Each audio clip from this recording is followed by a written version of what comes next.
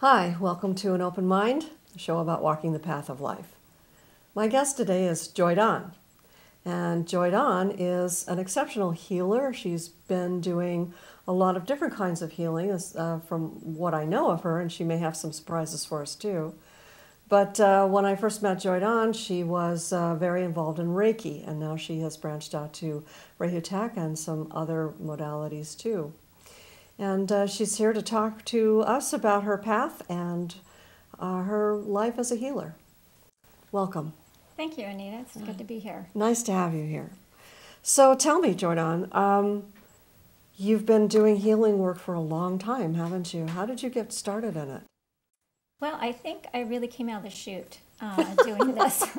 I'm not really sure because my first conscious memory was when I was 4. Mm-hmm. And that's when I really began to believe that there was something between sound and energetic healing or energetic work.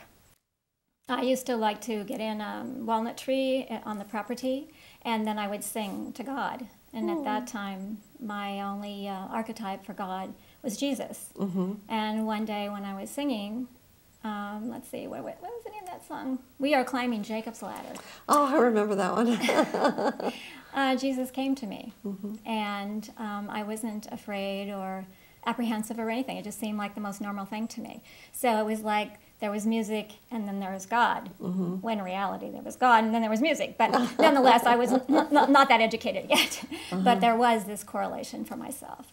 And after that, I just continued to walk in that path and continue to take more and more different disciplines in my heart, I guess, and then kind of put them together in a way that worked for me and a way that worked for what I was doing energetically and healing. And as I've continued to grow energetically, then my healing has also, or not my healing, the healing that comes through me. Right. Make that very clear. I just facilitate the sacred space for that. So I just do what comes to me, and whatever their angels or guides or whatever it is that they're asking to do, and I allow that to just happen, and then the person has a chance to either accept it or reject it, and maybe they're ready and maybe they're not, and either way, at least they had that opportunity. You bring up a good point. I've talked to a lot of healers, and there are different schools of thought about healing and whether you can just offer a healing to someone or you need to ask their permission. And some people say, well, you can ask permission from their higher self or their soul, and then others say, no, no, no, you have to have actual permission. So what are your feelings about that? Well, I came from a mixed teachers that told me the different things as well. And for me, normally if someone comes to me, then I know that they're open, at least at some point. They may not be as open as they think they are, and they find that out later. That's true. When they're not ready to accept the changes that are necessary. But I feel this way, that there are some people that need to be helped even though their personality doesn't know it. And since we're all perfect and we all have the goddess and the God in us, then that is what wants to be created, and that's what wants to be manifested. And so whatever it takes for that to happen, I think is the process of what happens when they're in that state. As I continue to call it the sacred state, the state of grace, the state of God, the state of creativity, the state of whatever. So I think that I certainly have never done anything to do any harm to anyone. And as long as that's what my intention is, and as long as that's where I keep my energetic work, I feel like I'm saved. I'm not going to go to hell this time around. Well, yeah, and of course there are different thoughts about hell too. That's true. Well, tell me, what is your experience when you are healing? If someone wanted to be a healer, maybe they are a healer and they don't recognize it, how would you tell them? How do you know? Well, that's a really good question, because I really don't even know how to answer that, because each person is so different. I think that if you really have a propensity for something, that it's something that you really long for, then you're just going to gravitate towards that one way or the other. Yeah. I think that we're all healers. I mean, so to me, there isn't anyone that can't heal. particularly themselves, because we're hardwired for that, actually. But I don't know. I have never met anyone that couldn't do healing. Okay, good answer. Well, the reason I ask that is because I get asked that question all the time. When I do readings, people say, am I a healer? And I think sort of the way you do that, everybody's a healer. Do you want to use it or not? And that's kind of what I'm hearing you say, too.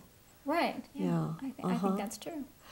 When you work on someone who has like a physical imbalance or something, do you work on chakras, or do you work with sound, or do you work with the Rehutak or the Reiki or whatever, or do you just do whatever comes to you?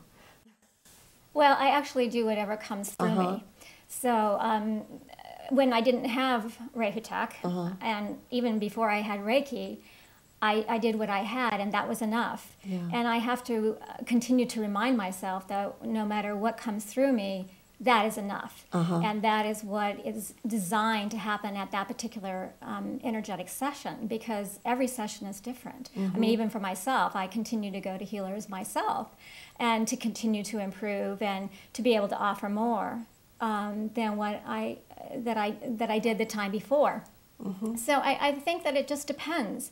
It all comes from the same source. It all comes from the universal being, or the great creator, or Tao, or whatever name you choose to call it. Yeah. Well, there's another thing I would like your opinion about, and that is this thing about why doesn't everybody heal? I mean, people come to healers and sometimes they leave and they're just the same. I've never heard of anybody leaving worse, but sometimes it just doesn't work, and everybody has their different take on what that is. What is yours? Well, I think there's a lot of factors there. First of all, I have known people that have come to me and gotten worse afterwards. They felt like they were getting worse, but in reality, it was just energetically things moving differently. And so they weren't comfortable in that space, and so they felt like, ooh, And in reality, they should have been going, Yahoo! Because once that shift occurs, then there's room and opportunity for more good stuff to come to us. And it's when it's all blocked and jammed up like that, cellularly, that when we start tweaking it, then it may appear that it's not very pleasant. In fact, you'll get the same experience when you are doing exercise. If you're not used to, or yoga, you're the yoga teacher. So, when our body isn't used to moving in certain ways, well, the same thing with our minds and our spirits and our souls. We're not real pliable down here. So, but to get further on past that, is that I think that people sometimes, on the left brain, they want to be healed, or on the left brain, they want their lives to be different. But in reality, either they're not willing, they're not ready, or there may be some real reasons karmically or energetically why they need to continue to hold on to this for whatever reason. And I myself have struggled with things on a reoccurring basis throughout my life, that I continue to go through layers. As the original Shrek would say, you're donkey, you're like an onion, and Donkey kept saying, no onions, I don't want onions. But it's the layers, and it's the layers, and it's the layers. And so I think that's why some people experience themselves, or feel that they're experiencing themselves as not being better, or not moving towards wholeness, when in reality, that's the only way we can move. Well, I absolutely agree, and especially about the layers, because throughout my life also I've had health problems and childhood trauma and that sort of thing to work through, and every time I think I've worked through it, something else gets stirred up, and you go, oh, well, now this, and then now this, and then it's like getting down to the root of it and just continuing on. So would you recommend that your clients come back more than once, or work it through on their own, or do you just leave that up to them, or what? Well, I've never recommended that somebody come back. I think that it really has to come from the individual. And if they want to grow, if they want, because that's all healing is on any level, or energetic work is about growing. And some people grow at different levels, and some people are more open and willing to. I mean, I'm always one to be pushing, you know. Yeah. I'm pushing the edge all the time on my particular growth, because that's just the way I came in. And it's just my personality as well. I mean, it's not just the way I came in. It's something that I've continued to promote. So I think, you know, if they want to come back, that's great. You know, you know, wonderful, because you can always go in for a tune-up. I mean, even if you're okay. I mean, what's wrong with growing more and more and more? You know, Absolutely, absolutely. So I noticed we have a table full of absolutely wonderful stuff here. Could you tell us a little bit about what you brought? I certainly can, with great joy. But before I start that, I just want to let you, you know, not you, because you already know this, but people that may be listening that don't know, that none of this is necessary. And none of the things that I actually do are necessary either. But until we reach a high enough consciousness where we can just accept our healing, in that case, we wouldn't even need to be healed, because we would already be whole. But anyway, these things are just kind of for us as human beings on this earth. And because for me and my experience, it has to do with sound. So a lot of these objects have sound. And these tinctures, which I probably won't do because it might screw up your microphones. No, please do. Okay. They have different sounds. And sounds are frequencies. And since our body and our spirit and our minds are frequencies, then it resonates to a certain energetic field. Whereas these tinctures, and both of these sets of tinctures have come from lamas in different places in Tibet and in India. And when I use these on individuals, I don't always use them.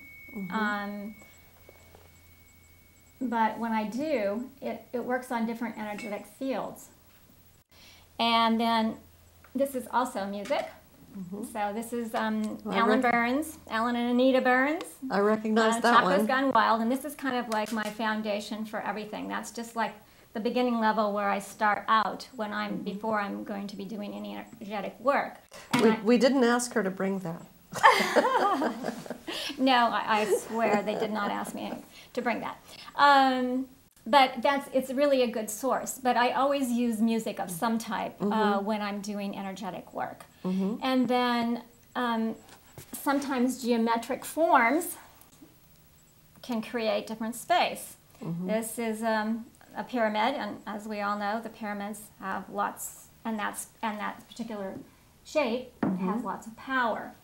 And then I use the candle for the light, and so I always have a candle. Well, lots of candles, and I did not light the incense for people that are sensitive to that, but I usually do incense before they come in, and then, you know, kind of clear, excuse me, clear out the room and the space, and but clear it out so if there's any allergy things going on. Then I also use different kinds of stones. That's a beautiful kyanite. It is a beautiful kyanite, and a very dear friend of mine gave that to me, and it's very sacred to my heart, and it's done a lot of great healing. And this is a friend of mine. She's fairly new to my collection. So I use stones as well. And what is that? That's not a rose quartz, is it? It's banded. No, it actually is a rose. Rose something or other. It's a rose. Yes, it is Don't you a rose. hate it when that happens? Like crystallite or, no. Not agate. Well, anyway. Well, whatever.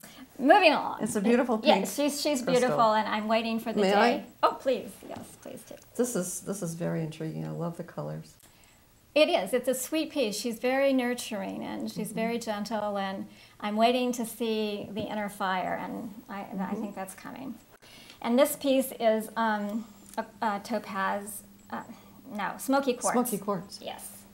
And so this is for other types of energetic work. So sometimes I use these as well. And this particular piece here is an owl feather, which was made for me from a shaman in South Dakota. And I've had it since 2000. And this is really just a very special thing. I'm sorry, is that a hawk or owl? It's an owl feather. Owl. You said that probably. And That's okay, no problem. Because I was looking at it so intently, how beautiful it is. And I use this one right here because this is the world, and or represents the world. It has an etching. It's etched on there. It is. Oh, So beautiful. whenever my philosophy is that whenever I'm doing a healing, either for myself or energetic work for myself or anyone else, I'm doing it for the world. Because when one person is more whole, the whole world is more whole. So I always have the world on my altar as well. What a nice philosophy. Well, thank you.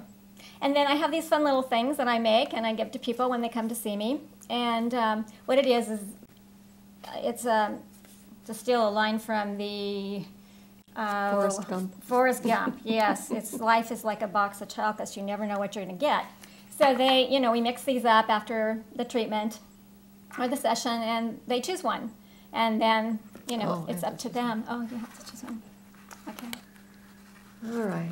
And it's amazing how many times that they'll get one that is just what they came for. Choose again. Choose again. See? Okay, so... Self-deception. Uh-oh. That's a good one. I'll have to think about that. Yeah, but even if you choose again, it just means that whatever's in your life right now that may be creating something, you could choose something differently. So it doesn't even have to mean that you have to pick another card. I do. Purification. Oh, well, there That's you go. it. And then I saved this one for last, and I won't pick it up, but this is a sacred rattle that was made by Dan Long, who is a Cherokee from the Midwest. And it has an antelope's leg, which antelope medicine in some native cultures are for action, so you want to have action. And it has wolf, which is the teacher. It has coyote, which is the trickster, which we all have. And of course, turtle, which is Earth Mother and fertility and other things. And then it has rabbit for fear, because as human beings, we usually have fear in us someplace or another. And then it has a sacred bark piece right here. And so this is a very powerful piece, and it's fairly new to my collection. In fact, I just got it at your retreat at the Idlewild retreat last May, I believe it was. So it wasn't even calling, I didn't even notice it the first day. And I don't even know if it was out the first day, but the next morning when I came in for breakfast, I felt this call to this table. And I just was like, it was like a magnet. And I hadn't seen it or anything, it just drew me to it. And so I picked it up, and I was going to be doing a session right after that. So I thought, oh, okay, I'll use it for that. And I picked it up and offered it up to the spirit, and it just started vibrating. Ooh. It was just, it was like, whoa, what do we have here? So it was definitely yours then. Yes, it was. Yes, it definitely is mine. And I don't use it all the time, but I use it when it is required. I even use it for me. And just last Friday, I was lying next to it to get some of that energy for myself. But it's a very powerful piece. I can feel it too. I absolutely agree. There's one thing here that is conspicuous by its absence, and that is sage. Now, I'm not a big fan of sage. I mean, it doesn't sit well with me, but I know a lot of other people, healers especially, use a lot of sage. So is it something you just didn't bring, or something you don't use? Normally, I never use sage. It's just, well, first of all, it's hard to get that smell out. And also, I don't think that it's mandatory, even though I love sage outside. I like it in my turkey. I loved it. Oh, yes, and your turkey is quite delicious, by the way. I love to touch it when it's growing, but to burn it, it's just too harsh. And I have allergies myself, and I'm really sensitive to other people that have, I'm just very sensitive to almost anything, but particularly smell. Well, what kind of incense do you particularly like? Naj Champa. Nag Champa? That's really the only kind I use. That's my favorite too. Yeah, we have a lot in common. Okay, this is just great. So, if people were wanting to reach you, where would they find you? Well, they could go on my website. dawningofjoy.com. Yes. Okay. And do you have an email they could reach you at if you want to? You don't have to give that, but if you'd like to. Oh, yes, I definitely have an email. It's dawningofjoy@gmail.com. At gmail.com. Mm-hmm. And I know that you did healings at our last retreat, and I'm hoping that you will join us each time because we had so many people say that they had an extraordinary experience with you. Well, thank you. All right. Thank you for joining us. Thank you. And thank you for watching. Please remember to subscribe to our show so that you don't miss a minute of all the wonderful guests that we bring to you.